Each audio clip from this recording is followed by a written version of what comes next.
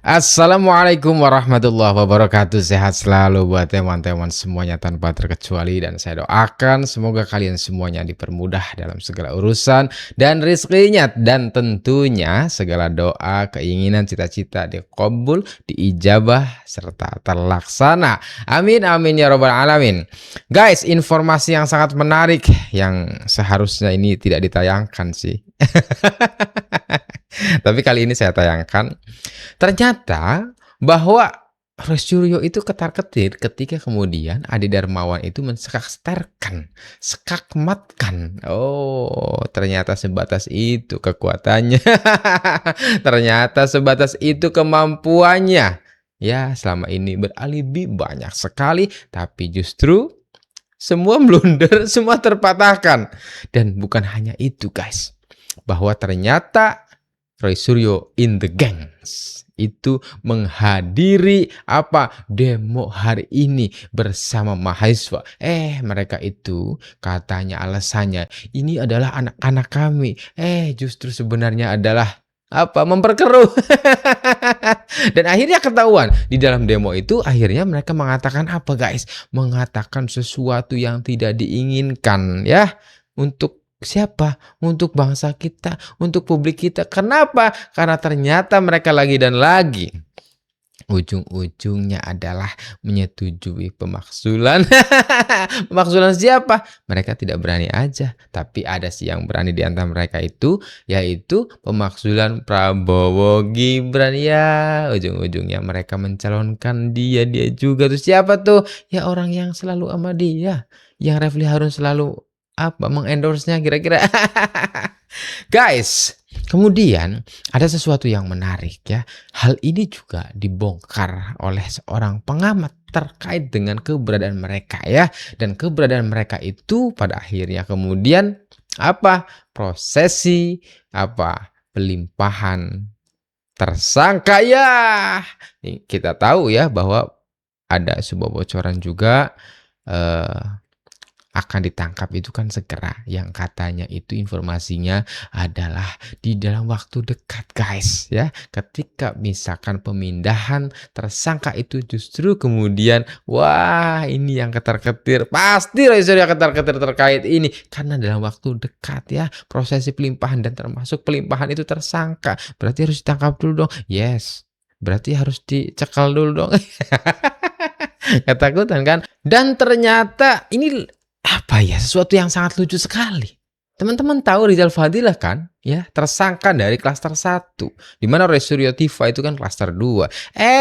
Hari ini kemudian seorang Rizal Fadilah ini mensupport Polda Metro, ya. Rizal Fadilah ini justru kemudian menjerumuskan Roy Suryo dari dalam dan bahkan ke publik itu mengatakannya, entah ini keceplosan atau enggak kira-kira, ya. Kita akan dengarkan, yuk kita dengarkan semuanya.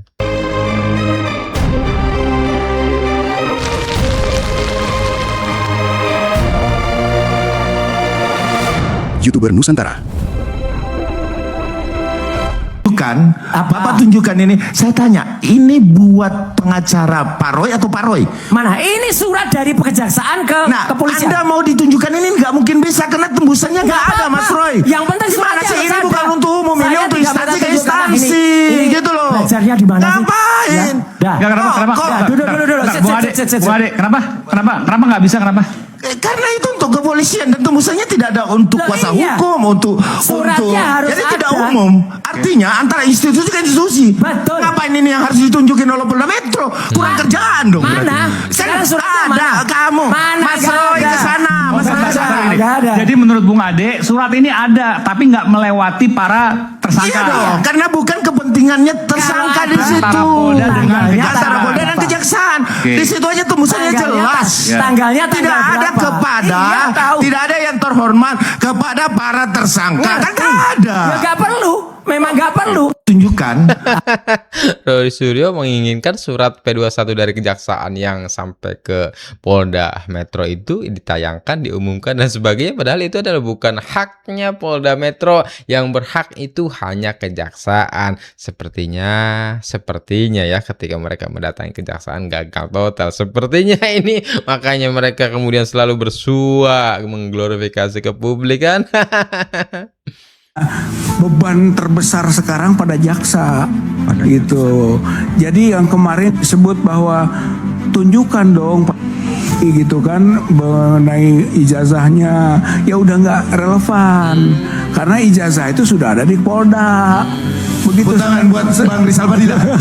begitu sekarang masuk dari Polda sudah dilimpahkan misalnya ke jaksa, berarti jaksa harus membuktikan itu asli. Begitu. Bentar, ini pernyataan mematahkan ketika Roy Suryo CS itu justru meminta Pak Jokowi menunjukkan ini tidak relevan katanya. Apa yang katanya menurut mereka harus menunjukkan itu, ternyata yang harusnya menunjukkan adalah kejaksaan. Kenapa? Karena per hari ini ijazah itu ada di tangan Polda, telah disitanya, dan yang akan menunjukkan dan membuktikan itu adalah kejaksaan, dan itu ada di pengadilan. Mematahkan Roy Suryo yang menginginkan ijazah itu ditunjukkan ke publik dan akan ditelitinya. Sampai uji forensik yang terbuka, yang segala macam lah, yang publik bisa Jadi tahu kalau jaksa nanti. sudah menerima semua, artinya jaksa sudah meyakini kalau ijazah Pak Jokowi asli. Harus dibuktikan dan itu harus terbuka. Rakyat Indonesia harus tahu. Apa, Saya Bu? kira itu Kalau penyelesaian. itu kan gelar perkara. Izin Bang Rizal, saya nyambung dikit aja. Jadi benar, sepakat dengan Bang Rizal ya. Jadi ijazah yang ada di Polda hari ini itu nanti akan dibawa ke persidangannya ke jaksa penuntut masuk sidang. Di situ akan dibuktikan karena kasusnya 310 311 tadi soal fitnah itu terbukti fitnah atau tidak terbukti sebagai fitnah ketika ijazah itu dibuktikan di dalam proses persidangan ijazah itu ada asli atau fiktif atau palsu. Di situ baru ketukan palu, Mas Roy, Anda bebas karena ijazah Pak Jokowi nggak ada, palsu apa segala macam. Tetapi begitu persidangan menunjukkan dan memforensik apa segala ijazah ini asli, maka Mas Roy kena fitnah. Kan kita melaporkan dasarnya ada K108 KUHP lama. Setiap orang yang melihat, mengalami, melaporkan, ya kan? Nah, Pradi Bersatu, anggotanya namanya Lecumanan. Itu merasa bahwa kita ini jadi korban semuanya. Loh, kenapa jadi korban? Karena ini menghasut semua orang. Ya kan? Menghasut itu kan formal Menghasut. atau material? Iya, itu nanti di challenge Lah, saja. makanya Yang paling penting saya adalah aja nggak bahwa belajar hukum aja ngerti. semua prosedur kita laksanakan yang baik. Material kita terus terbukti, hadirkan materialnya. bukti-bukti, ya kan? Nggak bisa Kita hanya bukti delik formal sekarang. keterangan dari keterangan ahli kita sampaikan semuanya, dan itu barang ini termasuk, artinya terpenuhi unsurnya. Mana? Sehingga penyidik menetapkan Anda sebagai tersangka. Nggak bisa. Sekarang Itu Anda merasa makanya tersangka kita- tapi tidak kita pernah laporkan balik makanya. mengupayakan Ya. upaya hukum yang benar. Nah ini mereka nih. Kalau saya jadi Mas Roy, saya sudah pecat mereka ini. Kalau saya pecat Karena Anda. apa? Kalau saya jadi Mas Roy, saya tidak akan memilih Anda menjadi kuasa hukum. Iya. Karena apa?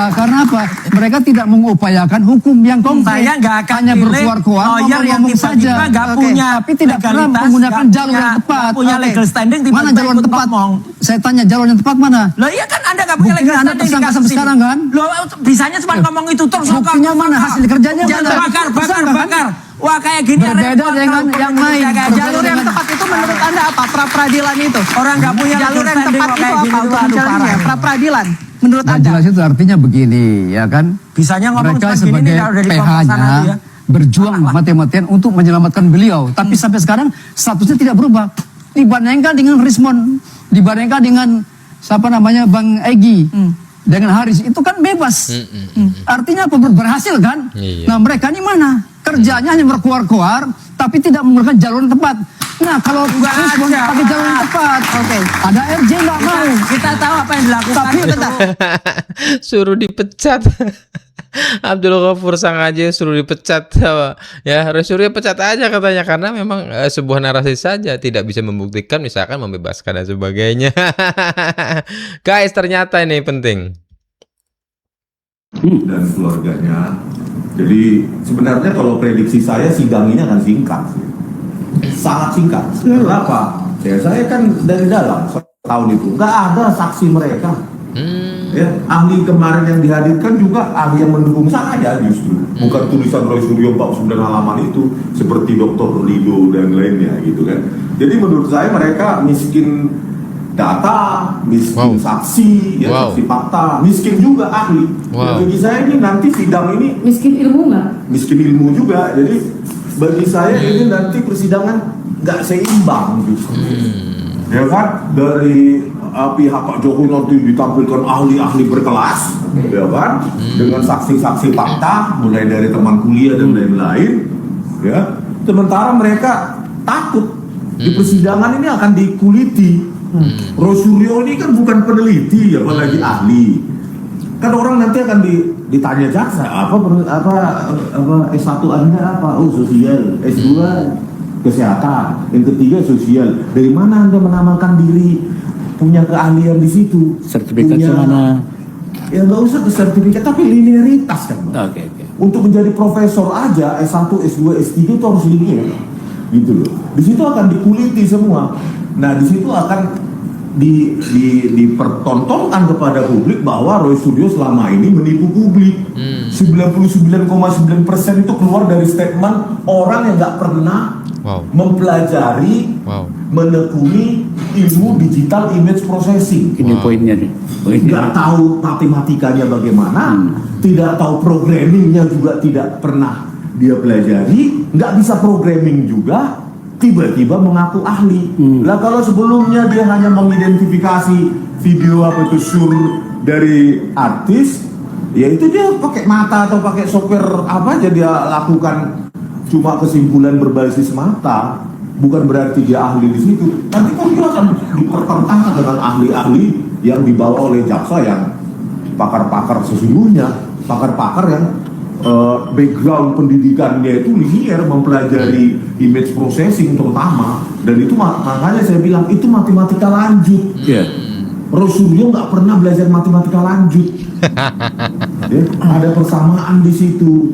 Ya kalau dia mau ya ada anak muda yang nggak berani menunjukkan namanya itu, yang dibawa-bawa itu dia nggak perlu tahu namanya, karena dia nggak berani menunjukkan namanya. Udah kabur itu lebih miring itu. Ke sebagai ahli di sidang gitu loh. Tapi bagaimana mungkin dijadikan sebagai ahli, namanya saja pun takut menunjukkan kepada Betul banget ini. Iya. Namanya loh. Baik.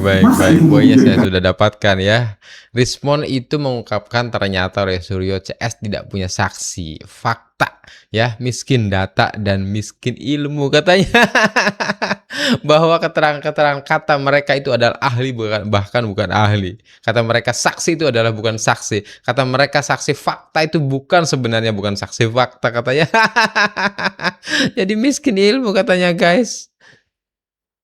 Ini anak-anak baik semua, Pak. Penerus bangsa, Pak. Apa yang terjadi sekarang ini? Kenapa harus dipajang? Saya tanya. Mereka ini adalah calon-calon loh, bangsa ini loh. Ada apa? Kenapa? Kasih kita alasan. Kenapa tidak boleh mereka melewati situ? Ayo, Pak. Apakah ada yang bisa menjawab pertanyaan saya? Saya di sini bukan mewakili mahasiswa. Saya di sini sebagai ibu mereka. Saya akan Ibu mereka. Satu, tolong jawab pertanyaan saya. Kenapa ini diblokade?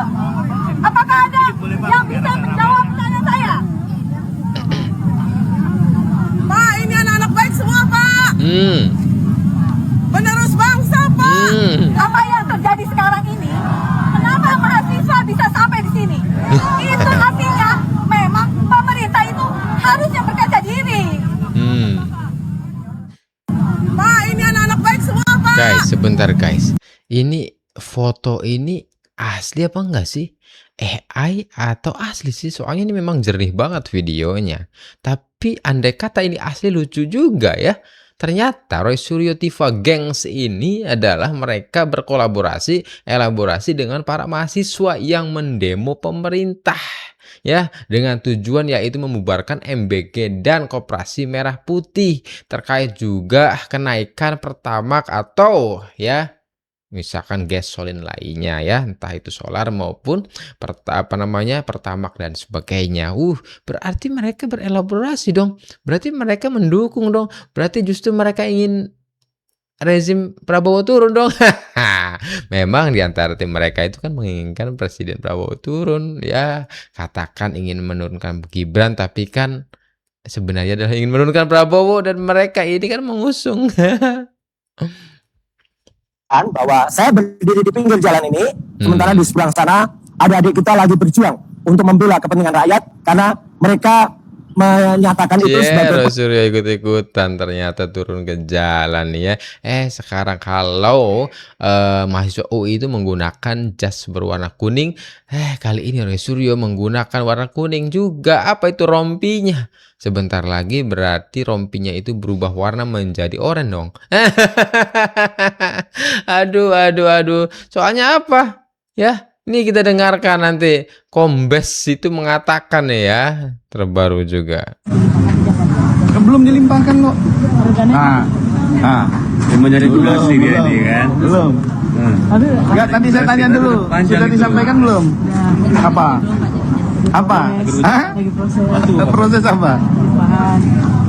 Akan proses pelimpahan, tetapi berkas perkara sudah dinyatakan lengkap. Ya kan? Berarti dalam waktu dekat Pak ya? Iya. Terima kasih. Belum dilimpahkan kok. Yang menjadi tugas dia ini kan. Belum. Enggak, tadi saya tanya dulu. Sudah disampaikan belum? Apa? Proses apa? Akan proses pelimpahan, tetapi berkas perkara sudah dinyatakan lengkap. Oke, baik. Nah, ini dasar. Kemudian rompi yang berwarna kuning yang dikenakan oleh Suryo itu memungkinkan akan berubah warnanya menjadi warna oranye. Kenapa? Ini dasarnya. Karena memang segala berkasnya itu sudah dinyatakan lengkap oleh kejaksaan. Ini sekali lagi tidak dinyatakan secara redaksional, yaitu P21, karena ini bukan hak Polda. Yang berhak mengatakan itu adalah kejaksaan. Nah, ya, ternyata ini akan berubah warna. Nih, ada lagi nih. Beri kekuatan anak mahasiswa yang sedang berjuang di sana. Hancurkan mereka yang menghalangi, ya Allah. Hancurkan mereka yang menghalangi. Kami gak bisa berbuat apa-apa, ya Allah.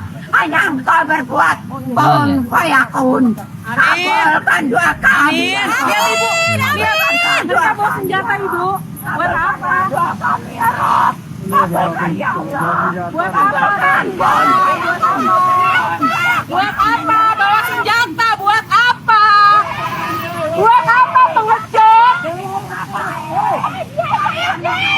Tuh, coba katanya mereka itu muslim, katanya paling benar. Ternyata bilang pengecut lah dan sebagainya lah. Mereka bergabung dengan para mahasiswa dan ingin menurunkan rezim lah. Wah, ini berarti itu tidak tulus ya. Kalau agama yang baik itu adalah saling menghormati sesama ya. Antar polisi juga saling menghormati, semua saling menghormati, tidak dengan cara kemudian mencaci maki dan lain sebagainya. Kalau mereka kemudian seakan akhirnya adalah menunggangi para mahasiswa. Kenapa? Mereka kan muda-muda, Anda ini kan tua-tua semuanya. Jadi image-nya nanti menunggangi para mahasiswa untuk berdemo, kan gitu pada akhirnya ya. Terakhir lucu banget nih.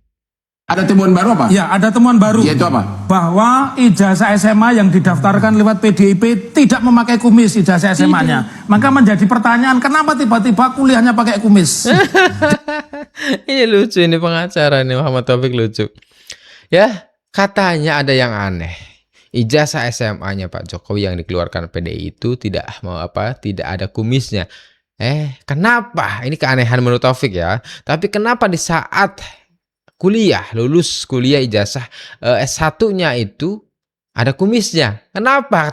Dan ini merupakan keanehan baginya. Ya iyalah, orang yang namanya SMA juga kan umurnya masih belia dan sebagainya. Ketika berubah misalkan ya kuliah dan itu sekitar 45 tahun dan kemudian ada kumisnya, apakah itu salah? Masa yang begitu aja aneh? Masa yang begitu aja harus dicurigai dan sebagainya? Kan enggak, ini enggak masuk akal, lucu juga ya. Jadi ijazah SMA-nya itu yang dibawa oleh Michael Sinaga itu itu tidak memakai kumis, Bang. Itu satu, apalagi yang Anda pakai di sidang itu biar ini yang kita satu pakai, tidak ada kumis. Yang kedua berkacamata dan tidak berkacamata. Dulu berkacamata. Ya, dulu berkacamata. Sekarang tidak berkacamata. Ya bisa aja udah dilaser kan. Ya, tapi Dulu berkacamata, sekarang tidak berkacamata. Dibantah oleh Hotman Paris. Kan bisa dilaser dan sebagainya. Malah ketawa jawabannya. Lucu.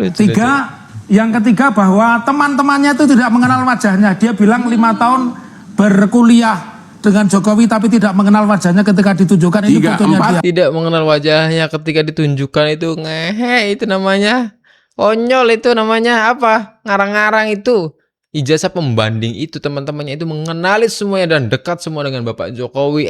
Ternyata teman-temannya katanya dia nih tidak mengenali Bapak Jokowi. Siapa bilang ini ngarang-ngarang ini kadang-kadang ya. Yang keempat bahwa tidak sekalipun apa yang disampaikan oleh Pak Jokowi saya akan membawa bukti.